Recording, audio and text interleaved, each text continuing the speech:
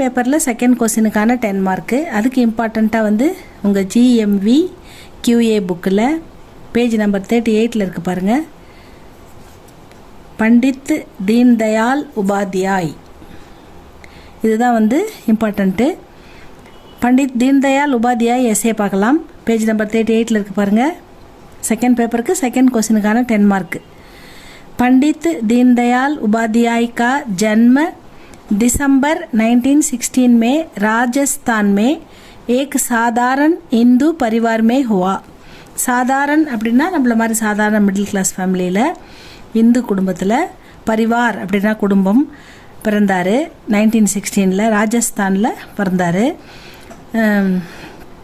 इनके पिता का नाम, அவருடைய அப்பா பேர் पिताजी, पिता का नाम श्री भगवती प्रसाद उपाध्याय, भगवती प्रसाद उपाध्याय था. और माँ का नाम, அம்மாவுடைய பேர் राम प्यारी, அம்மாவோட பேர் राम प्यारी था. छोटी उम्र में, சின்ன உம்ரன்னா வயது, छोटी उम्र में ना சின்ன வயதிலேயே, சிறு வயதிலேயே उनके माँ बाप का स्वर्गवास हो गया. அவருடைய அம்மா அப்பா அவருடைய சின்ன வயதாக இருக்கும்போதே ஸ்வர்கவாசனா இறந்துட்டாங்க அப்படின்னு சொல்கிறாங்க. மாமா நே உன்கா பாலன் போஷன் கியா, அவங்க மாமா தான் அவர் குழந்தையில் அவர் எடுத்து வளர்க்குறாரு. பாலன் போஷன் அப்படின்னா எடுத்து வளர்க்குறது, பராமரிக்கிறது. அவ்வளோதான் ஃபஸ்ட் பேரா ஸ்டூடெண்ட்ஸ். செகண்ட் பேரா பாருங்கள். दीनदयाल ने अपने बचपन में अनेक उतार चढ़ाव देखे. இந்த உத்தார் அப்படின்னா நல்லது, சடாவுன்னா கெட்டது. மேடு பள்ளம், வாழ்க்கையில் ஏற்றத்தாழ்வுகள் ஏற்படுது இல்லையா. ஏன்னா அம்மா அப்பா இல்லாத குழந்தை, எல்லாருமே அன்பாக இருப்பாங்கன்னு சொல்ல முடியாது. மாமா அன்பாக இருந்தால் மாமி அன்பாக இருப்பாங்கன்னு சொல்ல முடியாது. அதனால் அவர் பல நல்லது கெட்டதுகளையும் பல ஏற்றத்தாழ்வுகளையும் சிறு வயதிலேயே அனுபவித்தார், பார்த்தார் அப்படின்னு சொல்கிறாங்க. அதுதான் வந்து உன்கே உத்தார் சடாவ் தேக்கே, அநேக உதார் சடாவ் தேக்கேன்னா அனைத்து நல்லது கெட்டதுகளையும் ஏற்றத்தாழ்வுகளையும் விருப்பு வெறுப்புகளையும் அவர் சந்தித்தார் அப்படின்னு சொல்கிறாங்க.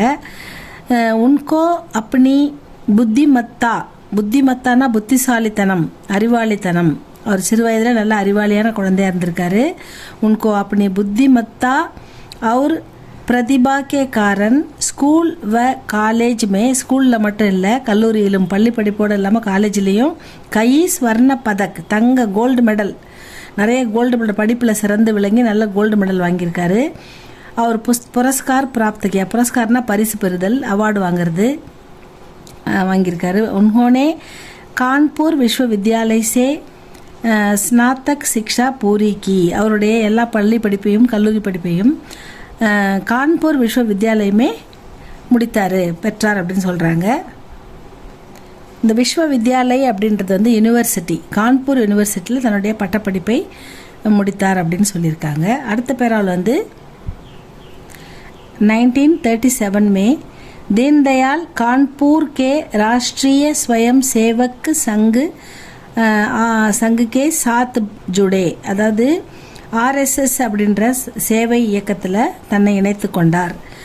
1937 में दीनदयाल कानपुर के தேசிய ஸ்வயம், அதாவது நேஷனல் ட்ரஸ்ட், அதாவது நேஷனல் சுய சேவை மையம் அப்படின்ற மாதிரி வந்து சேவை மையத்தில் சேர்ந்து அவர் பணியாற்றினார். அப்படின்றதுக்கு தான் வந்து சேர்ந்தார், அப்படின்றதுக்கு தான் ஆர்எஸ்எஸ் அப்படின்னு சொல்கிறாங்க. ஆர்எஸ்எஸில் சேர்ந்தார்.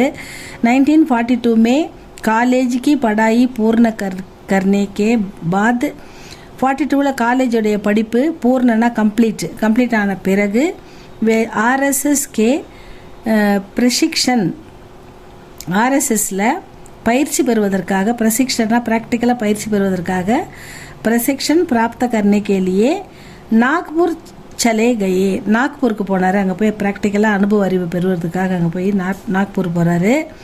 1951 से 1967 तक वे जनसंघ के सेवक रहे.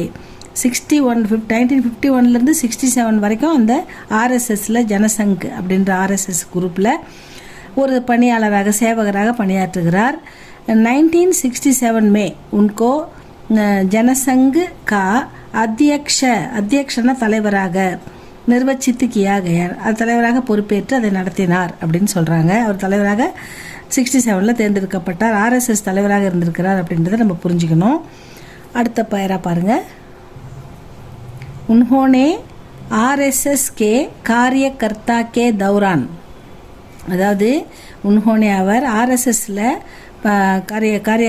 ஆர்எஸ்எஸ் ஆர்வலராக இருந்தபோது அந்த தௌரான்றது டியூரிங் திஸ் பீரியட், அந்த காலகட்டத்தில் அவர் பணியாளராக ஒர்க் பண்ணி இருக்கும்போது அந்த சமயத்தில், தௌரான் அப்படின்னா டியூரிங் அப்படின்னு எடுத்துக்கணும். டியூரிங் திஸ் பீரியட் இந்த காலகட்டத்தில் ஏக் சாப்தாஹிக், சப்தாகனா வாரம், சாப்தாஹிக்னா வார பத்திரிகை, சாப்தாஹிக் பத்ர அப்படின்னா வார பத்திரிகை, பாஞ்சன்ய அதுக்கு பேர்.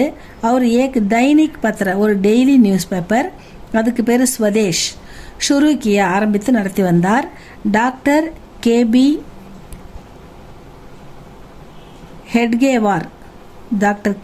हेडगेवार की जीवनी का मराठी से हिंदी में अनुवाद किया.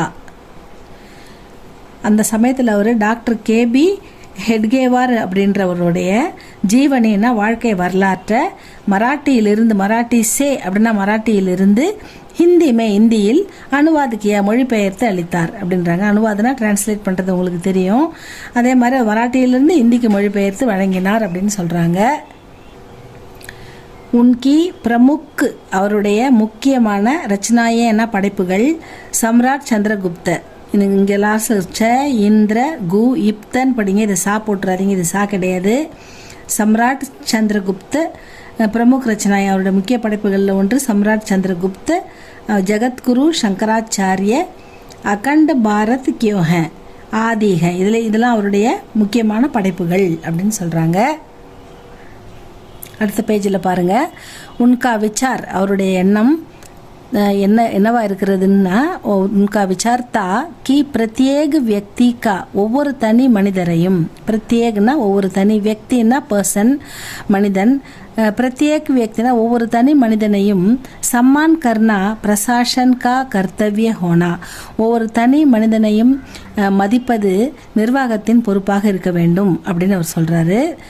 அடுத்தது லோக்தந்திர பாரத் கா ஜன்ம சித்த அதிகார் ஹை, அதாவது பிறப்புரிமை, லோக்கத்தந்திர அப்படின்னா ஜனநாயகம் அப்படின்னு, லோக்கத்தந்திரன்றது ஜனநாயகம் அப்படின்றது, பாரத்துக்கா ஜன்ம சித்த அதிகாரம் இந்தியாவின் ஒவ்வொருவருடைய பிறப்புரிமை, ஜன்ம சித்த அதிகாரம்னா பிறப்புரிமை, ஜனநாயகம் என்பது பாரத நாட்டில் பிறந்த ஒவ்வொருவரின் பிறப்புரிமை அப்படின்னு சொல்கிறாரு.